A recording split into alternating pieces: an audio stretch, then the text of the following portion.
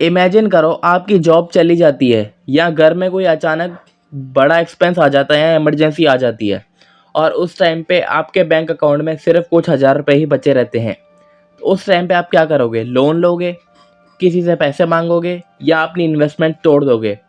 यही situation avoid करने के लिए होता है इमरजेंसी फ़ंड। आज हम जानेंगे कि इमरजेंसी फ़ंड हर इंसान के लिए इतना इम्पोर्टेंट क्यों है। Hello guys, welcome back to the channel. आज की वीडियो में हम बात करेंगे इमरजेंसी फ़ंड इतना क्या होता है, ये क्यों ज़रूरी है, कितना पैसा रखना चाहिए, कैसे बनाना स्टार्ट करें, लोग इसमें सबसे बड़ी गलती क्या करते हैं। तो वीडियो एंड तक ज़रूर देखना। इमरजेंसी फ़ंड का सिंपल मीनिंग है ऐसा पैसा जो सिर्फ अनएक्सपेक्टेड सिचुएशंस के लिए रखा जा सकता है, जैसे मेडिकल इमरजेंसी, कोई अनएक्सपेक्टेड एक्सपेंस, कोई घर की कोई अर्जेंट रिपेयर आ गया, घर पे कोई खर्चा आ गया बड़ा, या आपकी जॉब चली जाती है। ये पैसा इन्वेस्टमेंट के लिए नहीं, सिक्योरिटी के लिए होता है। आप इमेजिन करो, एक रियल लाइफ एग्जांपल लेते हैं। इमेजिन करो दो लोग हैं, पर्सन ए और पर्सन बी। पर्सन ए जो है उसकी इनकम आती है, वो पूरा स्पेंड कर देता है इनकम को। पर्सन बी जो है वो हर महीने थोड़ा पैसा इमरजेंसी के लिए सेव करता है, फिर बाकी का खर्चा बाद में करता है। अचानक दोनों के घर में इमरजेंसी आ जाती है। पर्सन ए जो है वो पैनिक करेगा और पर्सन बी जो है उसके पास बैकअप होगा। डिफरेंस सिर्फ एक हैबिट का है। अब बात करते हैं इमरजेंसी फंड इतना इंपॉर्टेंट क्यों है। देखो, पहला है फाइनेंशियल स्ट्रेस कम करता है। जब पैसे का बैकअप होता है ना, तो डिफ़िकल्ट से डिफ़िकल्ट सिचुएशन में भी डिसीज़न लेना इजी हो जाता है। आप पैनिक में गलत डिसीज़न लेते हो। सेकंड है डेब्ट से बचाता है। इमरजेंसी में लोग अक्सर क्रेडिट कार्ड, लोन या किसी से उधार लेते हैं। इमरजेंसी फंड आपको अननेसेसरी डेब्ट से बचाने में हेल्प कर सकता है। थर्ड है इन्वेस्टमेंट प्रोटेक्ट होती है।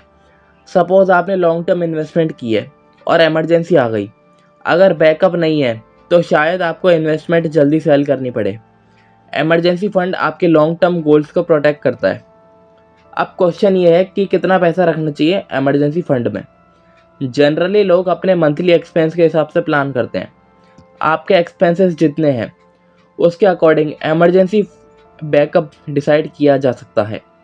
फॉर एग्ज़ाम्पल, अगर किसी का मंथली एक्सपेंस 20,000 है तो उससे अपनी सिचुएशन के हिसाब से बैकअप प्लान करना चाहिए।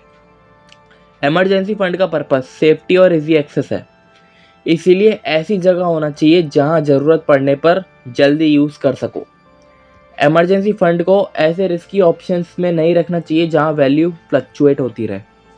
बहुत लोग सोचते हैं मेरे पास एक्स्ट्रा पैसा नहीं है, मेरा तो पैसा खर्च हो जाता है, लेकिन स्टार्टिंग छोटे से भी हो सकती है। स्टेप 1, अपने एक्सपेंसेस को समझो।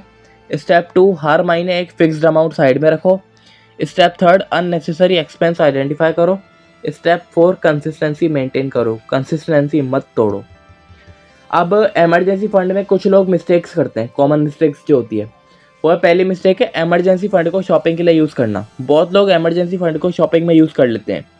मिस्टेक 2, पूरा पैसा एक ही जगह रखना बिना सोचे। मिस्टेक 3, इमरजेंसी फंड बनाए बिना रिस्की इन्वेस्टमेंट स्टार्ट करना। पहले फाइनेंशियल फाउंडेशन स्ट्रांग होना चाहिए। अगर आप स्टूडेंट हो तो भी मनी हैबिट्स डेवलप कर सकते हो।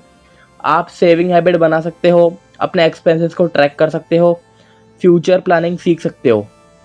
फाइनेंशियल डिसिप्लिन एज से नहीं होता, हैबिट से स्टार्ट होता है। फाइनेंशियल डिसिप्लिन में एज मैटर नहीं करती। इमरजेंसी फंड बोरिंग लग सकता है क्योंकि इसका बेनिफिट तब समझ में आता है जब आपकी लाइफ में अनएक्सपेक्टेड सिचुएशन आती है, कोई इमरजेंसी आती है। ये आपको रिच बनाने के लिए नहीं होता, आपको फाइनेंशियली स्टेबल बनाने के लिए होता है।